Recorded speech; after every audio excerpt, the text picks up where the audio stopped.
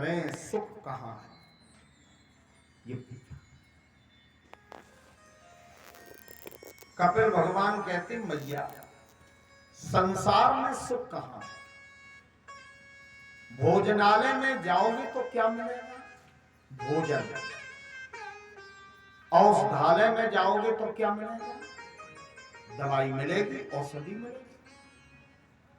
अच्छा, विद्यालय में जाओगे तो विद्या मिलेगी।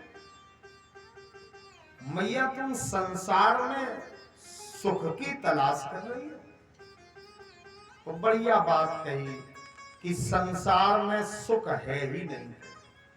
मैया पूछती है क्यों? तो कपिल भगवान कहते हैं, कपिल भगवान कहते हैं दुखालयम इदम जगत, इदम जगत, ये जो जगत है, संसार है मैया, ये तो दुखों का आलय माने घर है।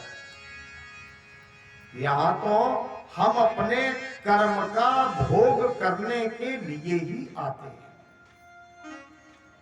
यदि कर्म का भोग न करना हो तो हमें जन्म लेके यहां आना ही न पड़ता। यहां सुख नहीं है, ये दुखालय है, ये दुखों का घर है।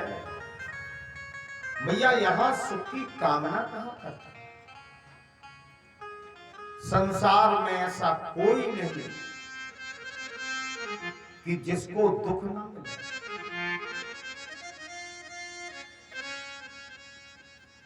और कपिल भगवान से मैया ने फिर प्रश्न किया कि बेटा स्वर्ग कहां है, नरक? कपिल भगवान कहते मां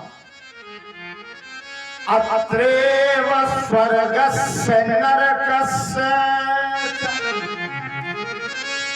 अरे भैया अत्र एव, अत्र माने यहां, एव माने ही, यहां ही स्वर्ग है और यहां ही नरक। संसार का मनुष्य सुखों की प्राप्ति के लिए जो कर्म करता है, अंततः वो कर्म ही उसे दुख की ओर ले जाता। अब इसको जरा समझिए, क्योंकि ये भागवत है और समझने का ही विषय। हमारा एक पांव कीचड़ में है, सन गया।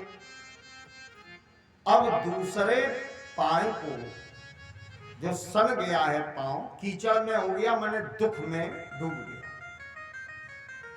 अब हमें उसको निकालना है, तो कैसे निकालेंगे? एक पांव अगर पंख में है, कीचड़ में है, तो कैसे निकालेंगे? और कोई दूसरा है नहीं निकालने वाला, क्योंकि हमारे अपने कर्म ही हमको दुख में ले जाते हैं और कर्म ही दुख से निकालते हैं। तो कीचड़ में पांव है तो क्या करोगे? दूसरा पांव रखोगे कीचड़ में और पहले वाले को खींचोगे। तो पहले तो एक ही था और अब दोनों चल। और जितना अधिक हिलोगे डुलोगे उतने ही उसमें धंसते चले जाओ।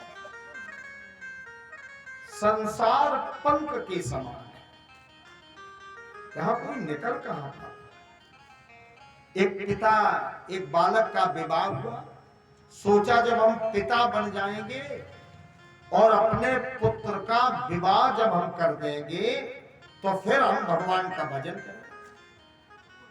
और जब बेटे का विवाह कर दिया तो मन में इच्छा हुई कि नाती और खिलाए लें, तब हरिद्वार जाए। गए, लेकिन मन ने कहा लौट चलो, बहुरिया और आ जाए, दो बहू के हाथ की खाए लें।